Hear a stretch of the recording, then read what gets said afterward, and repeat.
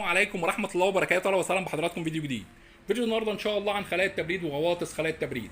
خلاص كل سنة وحضراتكم طيبين، دخول الصيف. يوجد بفضل الله جميع مقاسات خلايا التبريد، من اول مقاس المتر في 60 لحد اكبر مقاس المتر ونص في 3 متر، سمك 10 سم وسمك 15 سم، ورق الوادي. وعن تجربة حضراتكم سنين طويلة، افضل ورق لخلايا التبريد هو ورق شركة الوادي. من ناحية قوة التبريد، ورق شركة الوادي حضراتكم بيقلل من درجات الحرارة المرتفعة بشكل كبير جدا. كمان حضراتكم من ناحيه عمره الافتراضي، ورق شركه الوادي عمره افتراضي طويل جدا. يوجد بفضل الله جميع مقاسات خلايا التبريد، من اول مقاس المتر في 60، متر في متر، متر في 2 متر، متر ونص في 2 متر، او متر في 3 متر، او اكبر مقاس المتر ونص في 3 متر وسمك 10 سم وسمك 15 سم، ورق الوادي. طبعا حضراتكم خلايا التبريد بتتحدد حسب مساحه العنبر، بيكون لها حسبه، بنضرب الطول في العرض في الارتفاع، بنعرف منها عدد الشفاطات، وكمان بنعرف منها مساحه خلايا التبريد اللي محتاجها العنبر.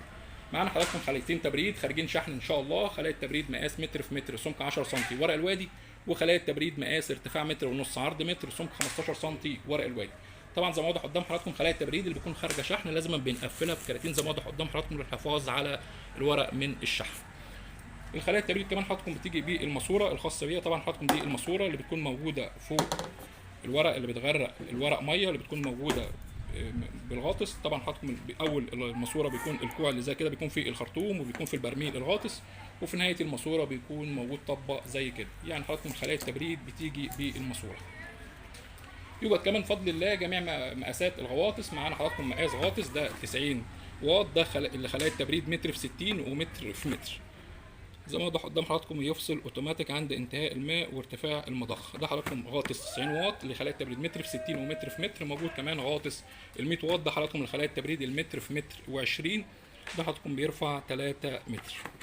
موجود كمان حضراتكم الغاطس ال 200 واط، ده لخلايا التبريد المتر في متر ونص، او متر ونص في متر ونص، او متر في 2 متر، او متر في 3 متر. ده غاطس حضراتكم بيرفع لحد 6 متر. ده ال 200 واط برضو يفصل اوتوماتيك عند انتهاء الميه وارتفاع حراره المضخه.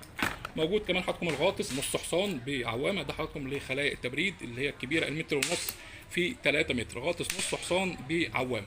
يوجد بفضل الله جميع الغواطس، ويوجد بفضل الله جميع مقاسات خلايا التبريد، ويوجد شحن لجميع المحافظات. زي ما وضحت لحضراتكم افضل ورق لخلايا التبريد هو ورق شركه الوادي. من ناحيه قوه التبريد كمان حضراتكم ورق شركه الوادي يعني بيكون عمر افتراضي طويل جدا.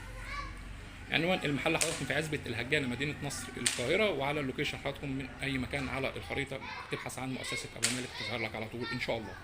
شكرا والسلام عليكم ورحمة الله وبركاته.